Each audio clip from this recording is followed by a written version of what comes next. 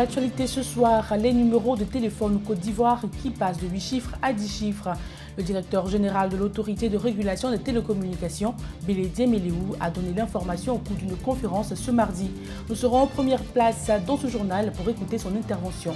Toujours en Côte d'Ivoire, à l'occasion de la 11e journée mondiale de lutte contre les hépatites virales, le gouvernement ivoirien exhorte les populations au strict respect d'hygiène alimentaire pour éviter les hépatites A et E. Et puis aux États-Unis, un essai clinique de phase 3 vient de commencer et Donald Trump espère obtenir des résultats d'ici la fin de l'année 2020. Bonsoir à tous et merci pour votre fidélité. Les numéros de téléphone en Côte d'Ivoire passent de 8 chiffres à 10 chiffres le 31 janvier 2021. Billy Dieméléou, directeur général de l'autorité de régulation des télécommunications, a donné l'information au cours d'une conférence ce mardi. Le point avec Henri Nyamki. C'est devant les responsables des sociétés de communication, les responsables des associations de consommateurs et les journalistes que le directeur général de l'ARTCI, Billy Dieméléou Amon, a annoncé que la numérotation téléphonique passe en début d'année prochaine à 10 chiffres, car l'actuel plan a atteint un niveau de saturation, a-t-il expliqué.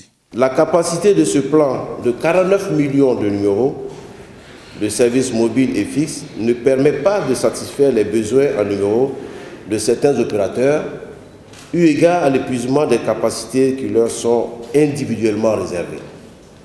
Il n'y a plus de préfixe à attribuer aux opérateurs. Comme dirait l'autre, l'heure est grave. L'heure est grave et pour sauver la situation, le gouvernement a instruit la RTCI depuis janvier dernier de passer à une numérotation à 10 chiffres. À partir donc du 31 janvier 2021, les numéros mobiles Orange vont commencer par 07, les Move 01 et les numéros MTN 05. Au niveau des numéros fixes, c'est 21 pour Move, 25 pour MTN et 27 pour Orange. Cette nouvelle numérotation a des avantages, soutient le DG de la RTCI. C'est un nouveau plan d'une plus grande capacité. Vous avez 10 milliards de numéros. C'est aussi un nouveau plan à 10 chiffres, permettant de répondre aux besoins des populations sur une durée de près de 50 ans. Et puis désormais, avec le préfixe mobile et fixe, l'abonné, le consommateur, le client reconnaît facilement son opérateur. Répondant aux questions des participants, Billy Dieméléou a rassuré que ce nouveau plan ne va pas influencer les coûts de communication. Les numéros d'urgence tels que 180 pour les pompiers, 170 pour la police et 119 pour la lutte contre la Covid-19 vont rester inchangés. Écoutons quelques responsables d'associations de consommateurs présents à cette rencontre. Dans l'ensemble, nous sommes ravis de ce nouveau vent qui souffle sur le secteur de la téléphonie mobile et nous souhaitons vivement que cela ne puisse pas jouer sur la qualité du réseau. Nous avons posé le problème de la qualité des services parce que nous, en tant que consommateurs, nous estimons que tous ces numéros-là vont permettre aujourd'hui d'avoir plusieurs abonnés pour les opérateurs et qu'est-ce qu'ils nous proposent en matière de qualité de service. Aujourd'hui, nos préoccupations, il faut que l'ARTCI arrive à sécuriser les puces avec les opérateurs de téléphonie. À partir de cette annonce, la RTCI compte faire une large diffusion jusqu'en janvier pour toucher le maximum de consommateurs. Et puis le gouvernement ivoirien, par le truchement du ministère de la Santé et de l'Hygiène publique, exhorte les populations au strict respect de l'hygiène alimentaire pour éviter les hépatites A et E. On en parle avec Christian Gokra. Le 28 juillet de chaque année se déroule la journée mondiale de la lutte contre les hépatites. Pour cette année, l'OMS se concentre sur un rêve qui peut se réaliser, un avenir sans hépatite. Face à la Covid-19, les chercheurs et les services doivent se poursuivre. De plus, il faut augmenter l'accès au dépistage et au traitement des personnes étant encore mises de côté de par les situations sociales. Le docteur Akaoulé, ministre de la Santé et de l'Hygiène publique de Côte d'Ivoire, à l'occasion de la célébration de cette 11e journée mondiale de la lutte contre les hépatites virales, exhorte les populations au respect strict de l'hygiène alimentaire pour éviter les hépatites A et E. Il a en outre recommandé aux populations de suivre les mêmes directives conseillées pour éviter le VIH-Sida, invitant aussi les parents à adhérer au programme de vaccination des enfants qui se fait gratuitement dans les centres de santé et les hôpitaux sur l'ensemble du territoire ivoirien. Pour lui, ces messages constituent une opportunité majeure d'information, d'éducation, de sensibilisation à la lutte contre les hépatites virales, plus précisément pour atténuer l'impact de ce tueur silencieux qu'est l'hépatite virale dans notre pays. En Côte d'Ivoire, la prévalence d'hépatite B est de 8 à 10% et celle de l'hépatite C est de 1 à 3%. Le continent africain a dépassé les 500 000 cas de guérison de la Covid-19, soit un taux de guérison de 58,89% et un taux de létalité de 2,11%.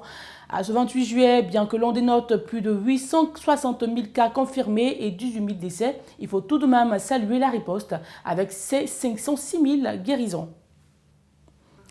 Par ailleurs, avec 30 000 volontaires, c'est le plus grand essai jamais réalisé sur un vaccin contre la Covid-19. Le président Donald Trump est allé voir par lui-même l'un des sites de développement de vaccins anti-Covid-19 en Caroline du Nord. Les images avec le commentaire de Océane Ouattara. Aux États-Unis, le président Trump s'est rendu en Caroline du Nord sur l'un des sites de développement de vaccins anti-coronavirus. Un essai clinique de phase 3 vient de commencer, mené par la société biotechnologie Moderna Inc. de Massachusetts. Le gouvernement fédéral a beaucoup investi dans l'opération publique-privée en espérant obtenir des résultats d'ici la fin de l'année 2020. 30 000 personnes se sont portées volontaires pour l'essai du vaccin contre le Covid-19. Les volontaires viennent de diverses parties du pays. Retenons que les États-Unis comptent plus de 4,2 millions de cas confirmés de cette épidémie. La course à la mise au point d'un vaccin se déroule dans plusieurs pays, dont 160 vaccins sont en cours de développement. En Grande-Bretagne, à l'université d'Oxford, les phases 1 et 2 ont eu lieu simultanément en avril dans le sud de l'Angleterre, sur plus d'1 millier de volontaires en bonne santé âgés de 18 à 55 ans. Un vaccin très promoteur selon les autorités américaines. Quant à l'ex-colonie britannique, depuis quelques semaines, elle connaît une forte recrudescence du nombre de nouveaux cas de Covid-19. 3 décès et 145 nouveaux cas ont été enregistrés ce lundi 27 juillet. Les précisions dans ce récit de Denis Kouman.